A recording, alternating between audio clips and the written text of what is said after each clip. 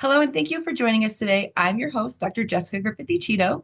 And I'm your host, Dr. Samantha Hayes, and we are your resilience and well-being specialist. Whether you're tuning in during your morning walk, your commute, or just taking a moment for yourself, this episode is going to meet you where you are at. Today, we're diving into something that affects every single one of us. It's how we stay motivated and bounce back when life doesn't go as planned. Because let's be honest, life has a way of throwing curveballs that test our mental and emotional limits. Knowing how to keep going and understanding why we do what we do isn't just helpful, it's essential. Exactly. Motivation and resilience are not just popular words, even though they really are. Like everybody's throwing them in everywhere. They're real life skills, whether you're trying to stick to a personal goal, lead a team, manage burnout, or simply make it through the day with your head above water. These are tools that can shift your experience. And here's the good news. We're not starting from scratch. Everything we're talking about today comes directly from our full course, Motivation and Resilience Mastery, which was created by our Miss Samantha right here. We've pulled together the key lessons and distilled them into a practical, powerful conversation that brings insight and action together. So, if you've ever found yourself wondering why it's so hard to stay motivated or why it feels difficult to recover when things fall apart, you're in the right place. This episode is for anyone who wants to understand their inner drive better, build more mental flexibility, and show up with consistency and purpose. Yeah. We'll walk through what fuels motivation, the role that emotions play in keeping us going, and what resilience actually looks like in day to day life. And it won't be all theory. We're going to share examples, strategies, and simple ways to start putting it into practice today. So stay with us. By the end of this episode, you'll have practical tools to strengthen both your motivation and your resilience. You might even be inspired to help others tap into theirs too. So let's get into the heart of today's conversation, Samantha. Motivation. We hear the word all the time, but so many of us feel confused or even frustrated by it. And I laugh because I'm one of those people. One day we can feel completely on fire. Our to do list is done. And the next we can't seem to get off the couch. So, Samantha, can you help us break down what motivation really is at its core? Absolutely. First, let me say, you just spoke to my whole Samantha-ness right there. Some days I am on fire. Yeah, And then the next day, I'm like, I don't I'm want gonna to nap. move. I don't want to Yeah, move. I'm gonna rest. My body says no. Okay, so motivation at its core is what drives us to act. It's that internal process that gives us Yeah. behavior, or it gives us direction, right? And energy. So when you decide to, let's say, take a class or apply for a job or start your own company, um, or even just get out of bed in the morning, motivation is what works behind the Mhm. scenes. Like I keep thinking about, Instagram is so big right now of like behind the scene moments. I see them all the time. Like, this is what was really happening. Um, and like, if we could just go in behind the scenes into our bodies to see, make it all Yeah. easier. But anyway, it helps us start. It helps us stay focused and follow through, especially when the outcome is not something immediate. Right, right. So it's not just about having that spark of inspiration. It's more about what keeps us going after the spark fades. Sounds like relationships. Exactly. Ah. And so that brings us to two key types of motivation. And if you've looked into motivation at all, neither of these will be new, right? Intrinsic and Okay. extrinsic. Intrinsic motivation is when you do something just because it's personally meaningful or enjoyable. Resilience and well-being network. Yeah. Yeah. For example, you might start a nonprofit. You might learn to play the piano just because you love how it sounds or because of the peace it gives you. You might decide to go for a run because it just helps you think clearly. Um, It is driven by interest, curiosity, or alignment with your values, or all of it, right? Like all Right. of it. Yeah. And I'll tell you, my instrument wasn't the piano that I wanted to learn just because I loved it. It's the violin. Mm, I would love to learn the violin, especially because it crosses the body and it's supposed to be really good for both sides of your brain. But mhm. I was told it's not possible at my age. And so then I want to do it even more. Yeah, Like, you tell me I can't. absolutely. I just don't have a violin to terrorize the cats in the neighborhood. I don't have one. So I think most of us have experienced that. Like when you're totally in the zone and time flies, it's such a good feeling. Yeah. And it's so powerful in that moment too. On the other hand, though, extrinsic motivation comes from outside of us. So intrinsic, inside, extrinsic, outside. This includes things like rewards, recognition, or even pressure. Think about working late to meet a Yeah. deadline, working for money in general. Yeah. Um, just in general.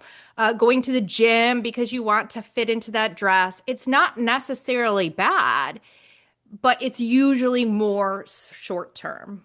Right. Right. I always remember intrinsic is in, extrinsic is external. Hmm. Like Hmm. that's how I remember it. So, and that makes sense because we need both types, I think. But the internal kind probably sticks around longer, right? Yeah, it sure does. Intrinsic motivation tends to lead to deeper engagement. It leads to Yeah. longer lasting commitment. Um, Relationships, I don't know.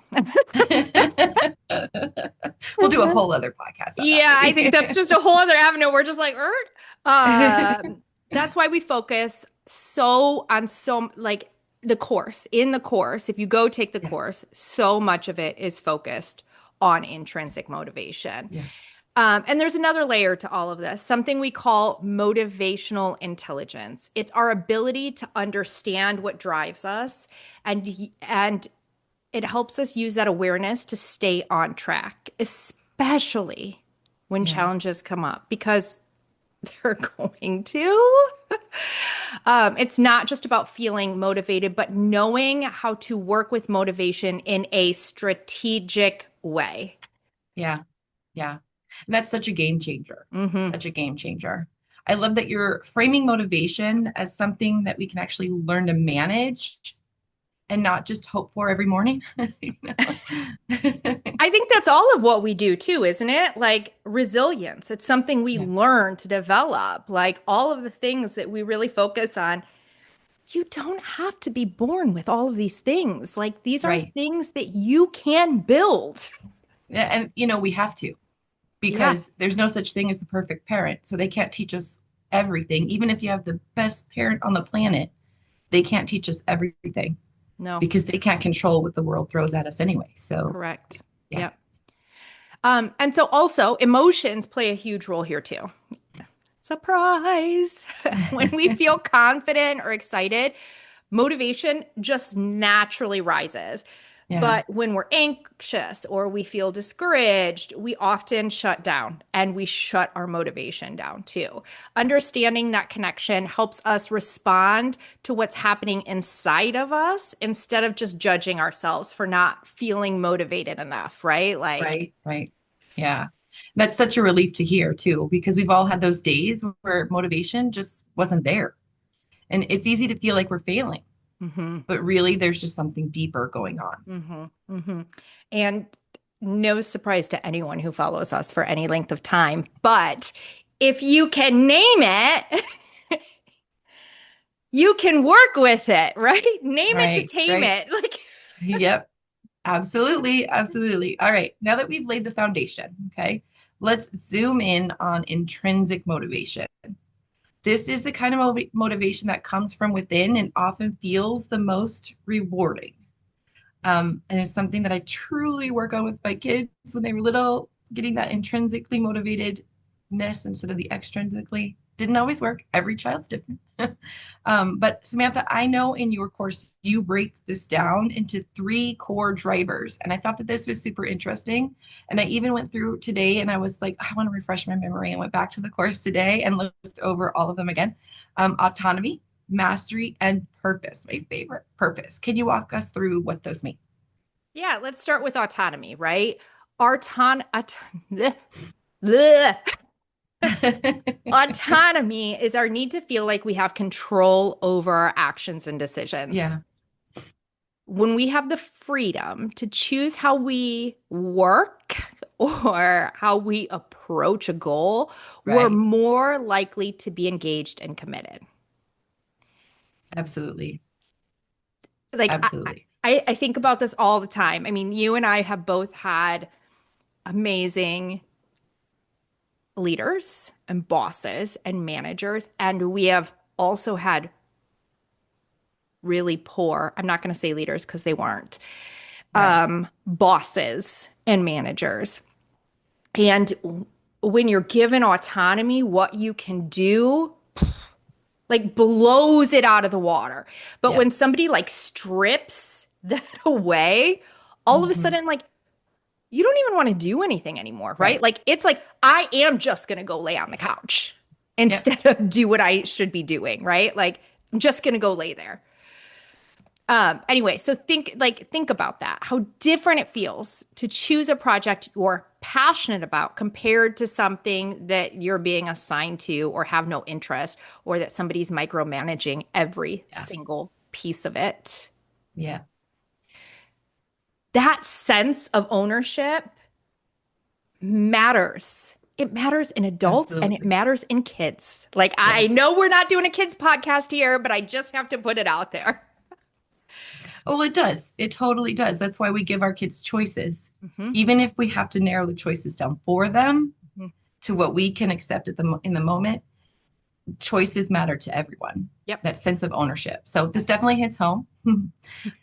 You know about the bosses I've had in my past, but I know I always feel more energized and more motivated right. when I have a say in how something gets done, even if the task itself is challenging or not challenging at all. Mhm. If I have a say in how it gets done, I am more motivated to do it. Yeah. Same, Yeah, same. yeah, Okay, so yeah, now mastery. This is our drive to get better at something, to develop the skills and to improve over time. Mastery taps into that natural satisfaction we feel when we're learning and growing or making progress.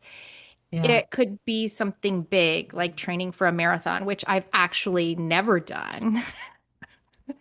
Which is surprising. I know, but I also I don't have the motivation for that.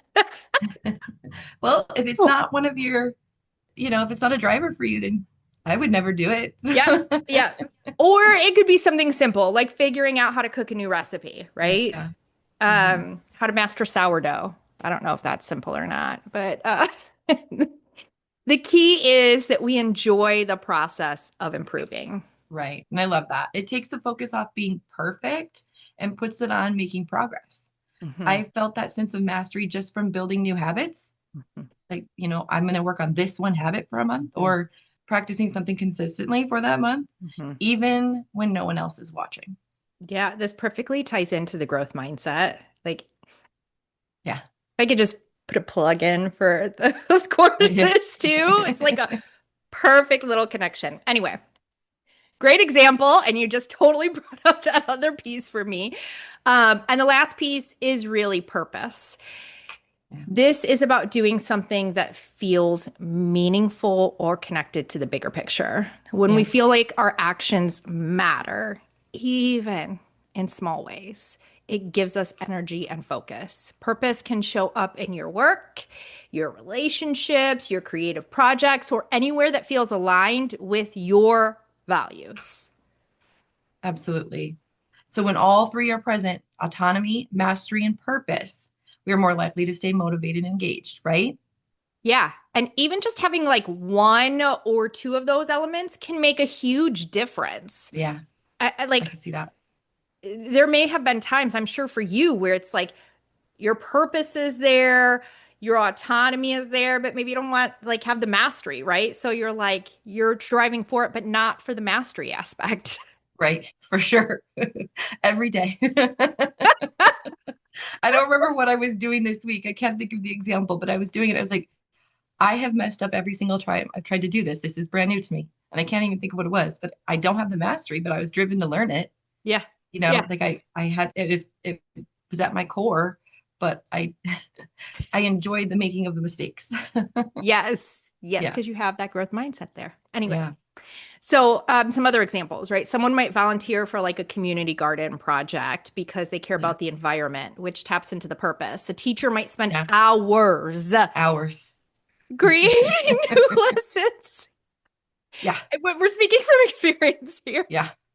because they love the challenge of getting better at their craft, which speaks to mastery. Um, they love, well, back in my day when I was a teacher, I had a lot of autonomy too, and that really drove We did too. for me. I know Yeah. that is something that is not present a lot today, but that really drives things. Or an entrepreneur might build a business around their own vision, which is really rooted in autonomy. I don't think we know Yeah. anything about that. For real. My whole week is scheduled around the autonomy of what I want to do, even though I have deadlines for myself. It's when I want to do them because it's Mhm. our own nonprofit. Yeah. It's our own company. So I have that autonomy and I can throw ideas at you and you can be like, oh my God, stop. Okay, so I'm already thinking about the moments in my life where I feel really motivated. And those three things were definitely there. Maybe not all the same weight at the same time, but for everyone listening, take a moment and think about this. When were you most engaged and why? What was it about that experience that pulled you into it? That reflection is so valuable. Once you know what fuels you, you can start making intentional choices that bring more of that into your everyday life. Yeah, yeah. And that is what we are building towards in this episode. Mhm. That's the crux of it here. So far we've talked about what motivation is and how intrinsic motivation shows up in real life. Okay, so now we're going to introduce a concept that really ties it all together. And you mentioned it a little bit before, but motivational intelligence. This is something that stood out to me in the course because it helped me see motivation not as just a feeling, like, oh, I feel motivated or I don't feel motivated, but as a skill that I could understand and work with. So, Samantha, can you break this down for us? Yeah, and I'm so glad you brought it up because that is exactly the shift that we want people to make, right? Motivational intelligence is the ability to recognize, understand, and use motivation, both your own and others, to achieve goals and adapt effectively. It Mm-hmm. blends emotional awareness, intentional goal setting, and resilience into one. Yeah. So, like, think of like the triangle, right? It blends them all into one. So, when someone has high motivational intelligence, they know how to create momentum even when things get hard. Yeah. And that's really a game changer for Mhm. me, especially this isn't an episode on menopause, but especially as we age, we lose motivation. It's like we're Mhm. like a little bit melancholy, or Mhm. I can't even think of the word. It's just a little subdued-ish Mhm. sometimes with menopause. So that really is a game changer for me, especially. So it's not about being naturally motivated all the time. It's about learning how to work with what you have, even that day, that moment, right? Mhm. And there are three core areas where motivational intelligence shows up: emotions, Okay. goals, and feedback. Like you could Yeah. hear them when I was originally talking about them. So let's start with emotions. Our emotions influence how motivated we feel in any given moment. Positive emotions like hope, excitement, or curiosity tend to amplify, like they are our amplifiers. Yeah. They open up our thinking and help us feel energized. Yeah.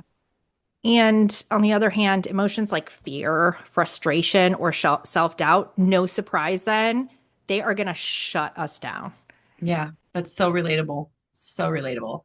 I can think of times when I had a great plan, but felt overwhelmed by, like, so overwhelmed that I couldn't take action on it. Hmm. Like I couldn't move forward. Hmm. And it wasn't that the plan failed. It was Hmm. that my emotional state was getting in the way. Like Hmm. I remember just one example was my very first course for our company, and you were like, do it. Just sit down and do it. And I kept going, no, in my head.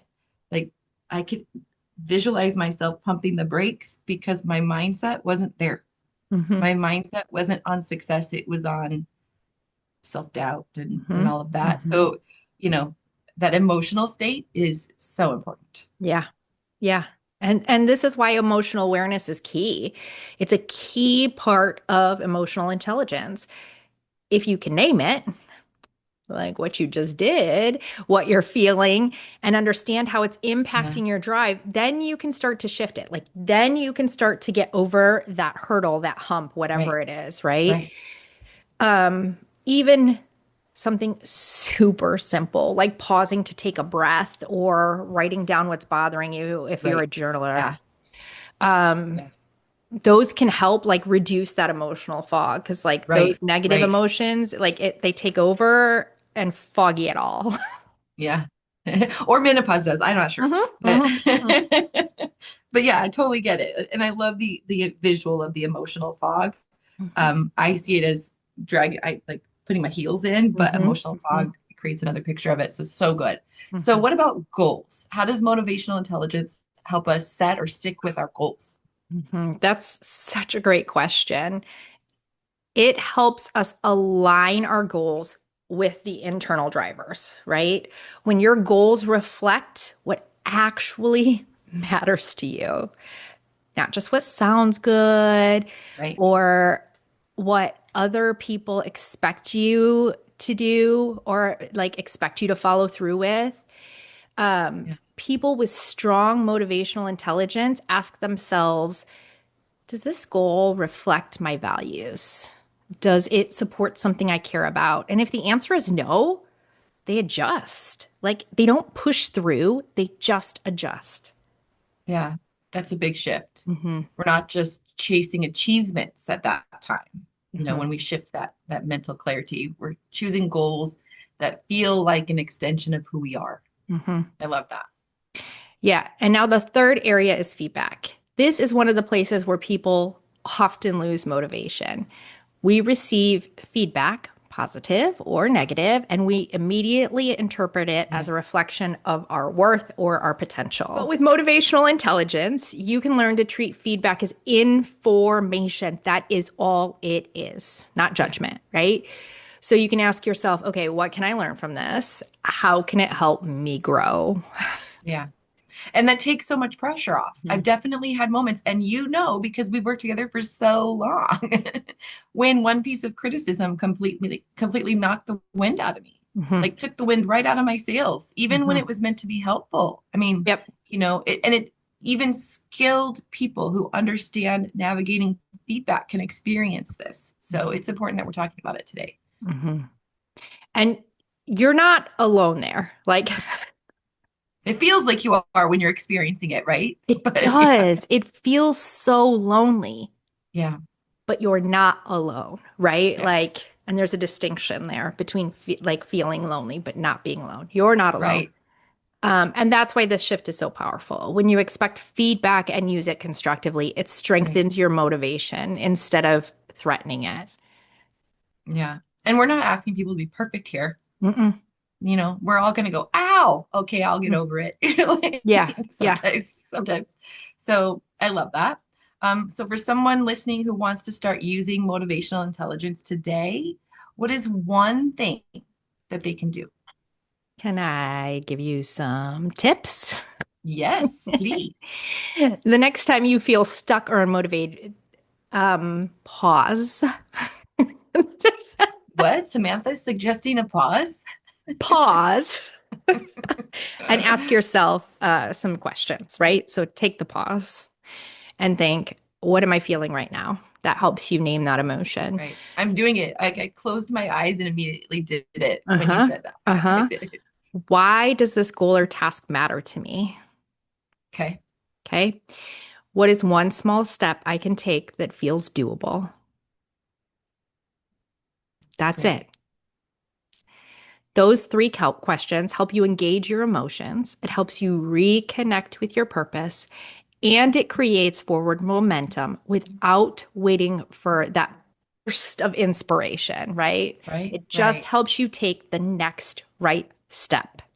Yeah. So like Frozen 2, Yes. do the next right thing. Yeah. Sure is. Just like I that. actually think about that all the time. Hmm. Hmm. So that's such a helpful check-in, especially for people who have watched Frozen 2. Just kidding. I love that it invites self-awareness Hmm. without the self-judgment. Hmm. And it's something we can do anytime, anywhere, and people don't even need to know we're doing it. Hmm. Like Hmm. we can just pause. You don't have to do what I just did and close your eyes. Nope. But you can, Nope. just don't be doing that driving. And it's all about working with yourself instead of pushing against yourself. Yeah, so powerful, so powerful. So now that we've explored the motivational side of things, let's shift to the other half of the equation, resilience. And that's a word we hear often, especially from us. That's the name of our company. But it is also one that people tend to oversimplify. So, Samantha, can you help us understand what resilience really is? I hope so. Yeah, it's not a profound question. It's it's not deep. There's not layers. So most people think of resilience as the ability to bounce back after something hard. Um, but it is really more than that, right? True Yeah, resilience is your ability to adapt, grow, and stay grounded in the face of challenges. agreed. Yes, it Yes. is the thing that helps you bounce back, but resilience, like at its core, is those components, like the foundation, so that you can bounce Right. back. Right. Um, it's not about snapping back to how things were before. That's usually typically impossible, right? Hmm. It's more about coming through difficult times with clarity, with wisdom, with strength, having more of that than you had before. So it's not the same. You're not the same. Right. Right. Right. And that's such an important shift. I think a lot of us assume that if we're struggling, we must not be resilient. Hmm. Hmm.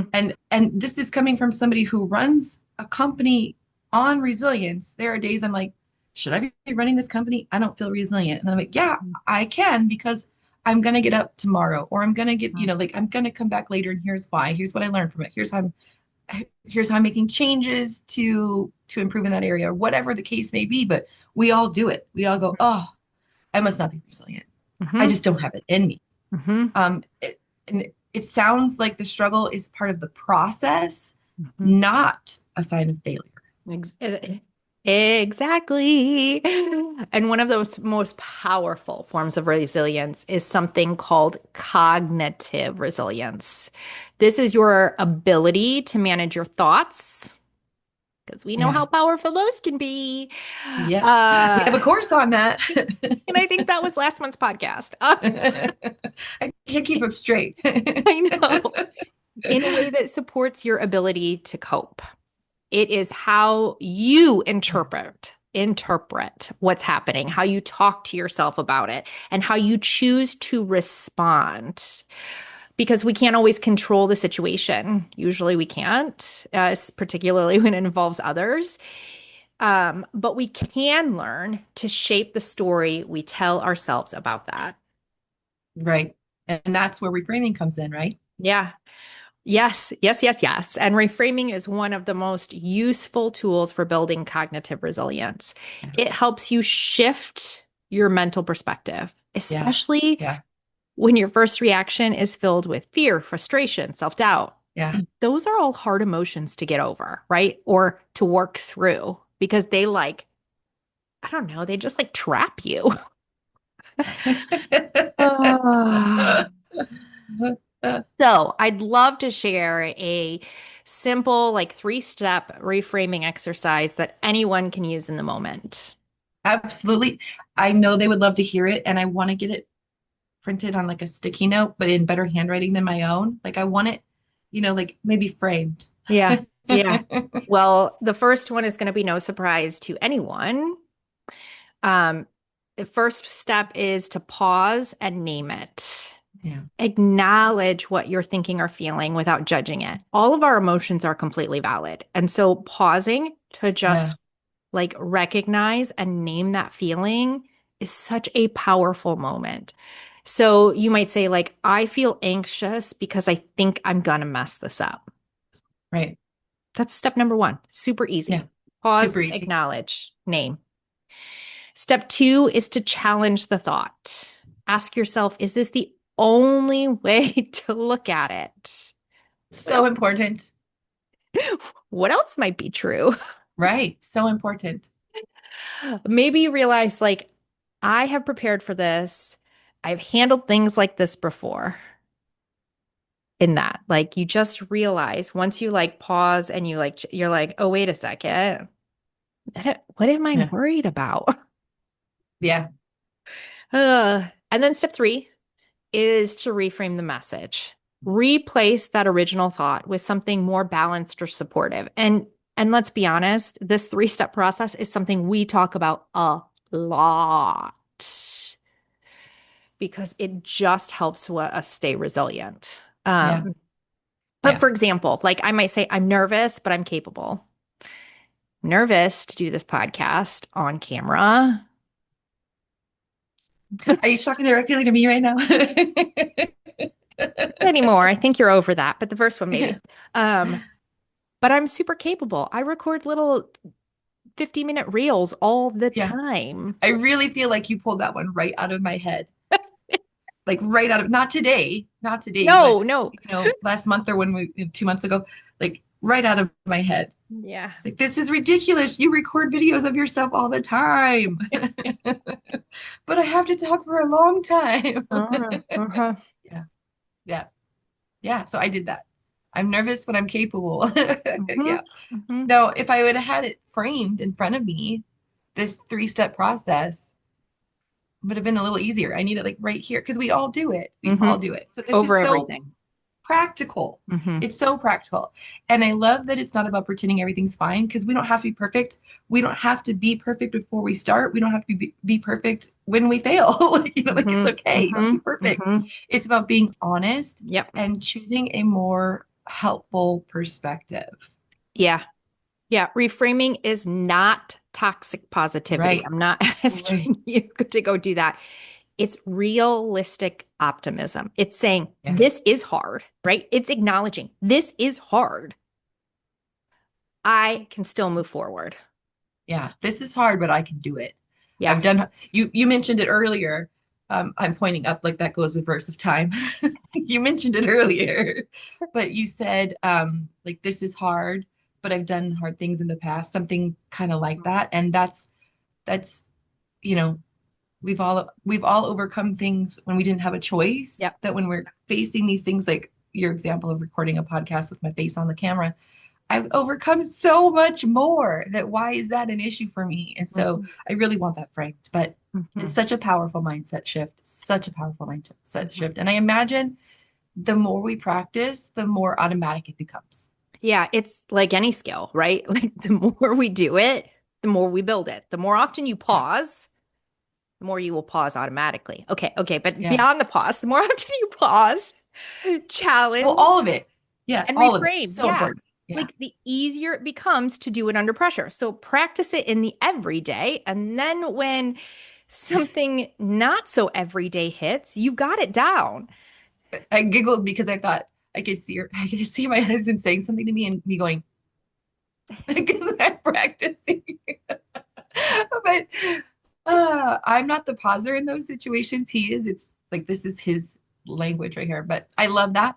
And it pairs beautifully with what we talked about earlier, that when we combine motivation with resilience, we're not just chasing goals. Hmm. We're building that mental and emotional strength to pursue our goals with consistency and compassion Hmm. in Hmm. ourselves. Hmm. I mean, we need compassion for others as well, but that grace for ourselves. Yes. Okay, so far we have talked a lot about what motivation is, how it works, and how to build resilience to support that motivation. But there is also a deeper layer to this. I said, like at the beginning, like you're going to have layers, girl, because it's not a simple answer. But let's talk about what motivation looks like over time, especially once that initial excitement wears off. Like, oh, I'm going to make this amazing, whatever, fill in the blank. My husband's working on a jet ski, right? And it didn't go well at first. And he had to maintain that motivation, even though what he wanted to do was put it on the curb and say, free, like, come and get it. Hmm. Hmm. So, what do we need to understand about staying motivated throughout the project in the long run? Hmm. This is such a great question. Advanced motivation, I'm going to separate it, right? Like I'm Okay. delineating this as advanced motivation. It's all about consistency. In the beginning, we can rely on the spark.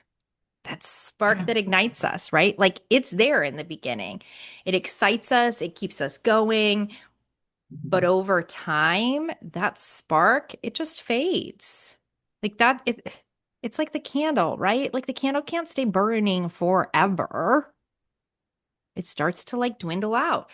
So, what takes its place is structure, intention, and alignment.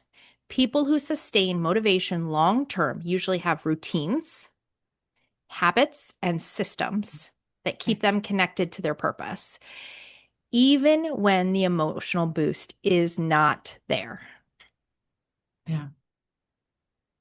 That really resonates with me. I have definitely had projects where I started out fired up, and I'm the spaghetti on the wall kind of girl, like, let's see what sticks. And then I had to figure out how to keep going once that novelty wore off. Yeah, and that is completely normal. One of the best ways to maintain motivation is to stay connected to the why behind why you are Yeah. doing it. And we are big why people. So Yeah, we are. remind yourself regularly of the bigger purpose or personal meaning attached to your goal. It also helps to celebrate progress. Those things that might seem like little wins, those are actually big wins. Like little wins matter. They do. Um, because they give your brain that sense of momentum and keeps you emotionally engaged. We've had this discussion over Benable recently. Like, Well, so it's like with like working towards a degree. uh-huh, uh-huh. I learned in going to an online university because it wasn't like a teacher was giving me a grade and I could see them, did they like my work? Am I going in the right direction? Whatever, whatever. I had to celebrate those small wins, which was the paper being scored and returned to me. So then my mind can shift into the next paper because that's how I worked. I wouldn't move on until I got my grade back. Um, but it was those small wins that eventually built up to a degree. Yes, So yes. every time I focused on the small goal, not like, oh my God, Mhm. I've got to get this degree that's 4 years away or whatever it was. Um, I focused on the small goal of the course I was in and the essay that I was writing. And those small wins are so important to me. Mhm. They eventually, like our website, we started with maybe one free course, and now we have all these courses and resources and ebooks and handbooks, and each one of them is one of us sitting down and working on a project. So it's such a helpful reminder. I think we underestimate how much those small wins matter, especially when we're in the middle of a long journey. Like if we're looking at the end goal of, I really want to have all these resources available for people, and we're like, oh, that's so daunting. And I Mhm. still do it. I get wrapped into it, but those little wins are so important. And we say that a lot. I don't think people believe how important we really think that it is Mhm. because Yeah. we use it and it almost becomes cliche, but just like the word resilience, it's super important. Yeah. Yeah, absolutely. And motivation isn't just something we manage in ourselves either, right? Like a lot of us are in roles where we also need to support motivation in others. Yeah. Whether that's in parenting, in leadership, working on a team, having a co-founder, I don't know. Yeah. Okay. So I know a lot of our listeners are trying to figure out because of what you just said, Hmm. how to encourage others without being annoying, micromanaging, or to come across as pushy. Hmm. What advice do you have for that? Okay, the key is to understand what motivates the other person, which means you need to put your listening ears on and your looking glasses on and pause and pay attention more than you talk. Right. Okay. And then after that, after you paused and you pay attention and you realize what motivates the other person and not just you, Right. um, you need to make sure you're asking questions. You look and listen for values and interests, all the things that ignite the spark in at somebody else. And then you Yeah. create the space for that autonomy. When Right. people feel like they have a voice and some control, their motivation naturally increases. So step back and let people do things. I Um, feel like you're talking to somebody specifically right now. I feel like I'm talking to several people right now. It also helps to give clear, encouraging feedback, and to recognize efforts, not just results. Like praise the effort. Don't praise when it's done, praise the steps along the way. Yeah, especially because we could fail along the way, but we Mm-hmm. still had Mm-hmm. major growth. You could fail. My doctorate, my actual thesis for my doctorate failed, but it's not like the whole dissertation was then thrown out the window. Now, I will say that my doctoral advisor made me do that thesis, but and I didn't want to. I wanted something completely in the same vein, different project, but she said I had to do this one before I could do this one. Like one necessitated the other Mm-hmm. in her mind, and it was unsuccessful. But what I learned along the way, all the data that I gathered along the way, didn't mean, oh, you don't get your doctorate. Right. It it means that that one thought process we know doesn't work. Mm-hmm. That's a good thing. And so if we only praise people for the end result, then we're missing out on all of that. But Yeah. our doctorates are in leadership, and so we could go on to this forever. I digress. Mm-hmm. Mm-hmm. So that makes so much sense. It's about creating a condition for motivation, not trying to force it. Not like, and which is hard when you're leading others Yeah. because we've all had that employee that maybe didn't want to cross the finish line. And we are always like, come on. Mm-hmm. And, or they did the bare minimum. But like you said, go back, listen. What are their core values? What motivates them? What Mm-hmm. are they interested in? So, Mm-hmm. very important. Yeah, motivation grows in environments where people feel safe, seen, and supported. There's somebody I'm really thinking about here for this, like as I think about them and and what a change was able to happen when that person felt safe, seen, and supported. Um, whether like you're leading a team, your kids, the same principles apply. Yeah, yeah. So good, so good. Okay. We've covered a lot in this episode from the inner workings of motivation to resilience, emotional awareness, and how to support others in their motivational journey. So now I want to bring it all home and talk about what it actually looks like to live this out. Hmm. Okay. Hmm. We've put it in theory, let's put it into practice. How do we take these ideas and turn them into something sustainable? That's such an important question because none of this matters if it all stays as theory. Like if it doesn't become real, it doesn't matter. The Right. real transformation happens through consistent practice. Motivation and Yeah. resilience, like they're not traits you either have or you don't have. We've already talked about this in this episode. I think we've talked about it in a million episodes. They're skills you build through intentional Yeah. habits, small choices, and reflections. Like some of those Yeah. questions we talked about earlier, pausing to like reflect. The key is Mhm. to create daily or weekly rhythms that keep you aligned with your values and your energy. Yeah, so important. So if someone just picks one strategy to practice regularly, that's a great place to start. It sure is. Even like something as simple as checking in with yourself once a day. or doing a quick reframe when you feel stuck can really be a momentum builder over time. It is better to do a little consistency than to like go for it and burn out. Yeah, I get that. So let's talk about well-being for a minute because it really, what you just said touches on that Hmm. because I know it plays a big role here. Hmm. How does that tie into motivation and resilience? Well, well-being is the foundation. It's the foundation for so many things, right? If your physically, emotionally, or mental, if your physical, emotional, or mental health is off or running on empty, like that battery indicator, it's on empty, it becomes so much harder to access motivation, to bounce back, to keep moving forward, to stay Right, consistent, right? Because taking care of your body, building relationships, and having support networks, getting enough rest, those aren't extras. right. They're the part of the system that supports sustainable motivation and resilience. I love that. So I feel like the permission to pray, I feel like it's the permission to prioritize our health Mhm. without guilt. Yep. That's not selfish. Yep. It's just being smart. Like Yep. we have to do this. Yes. Yes. Yes. Yes. Yes. Yes.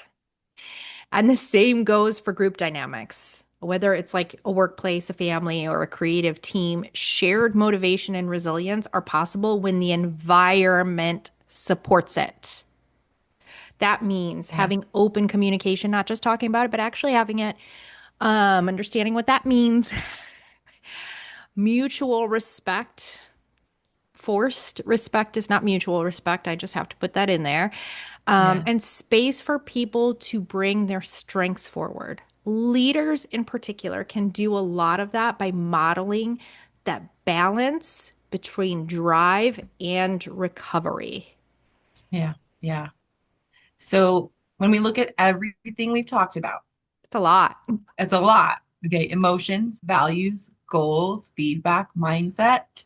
It really does come together as a whole life approach. It's not just about achieving more, it's about showing up in a way that feels aligned and sustainable. Like I'm giving you like the 100% sign. Mhm. You send it as an emoji. I'm like tacking it on Yeah. there. Ding, ding, ding. The goal is not to become perfect, Right. not possible, or endlessly productive, also not possible. It is to become more intentional, Right. more resilient, and more connected. Like, and if you're not watching, you're listening, I'm pointing at like your heart area, like your inner core, right? To what really matters. Right. That is such a powerful way to close out this conversation, Mhm. Samantha. So before we wrap up, let's take a few minutes to reflect on some key insights from today's episode because there were a lot. Mhm. We started by unpacking what motivation really means at its core, and we explored the difference between intrinsic and extrinsic motivation. Yep. We talked about autonomy, mastery, and purpose, and Mhm. how those three elements help us stay internally motivated. Yeah. And then we also talked about motivational intelligence, Yeah. which is really just our ability to recognize, understand, and use motivation intentionally. I was trying to combine those words there.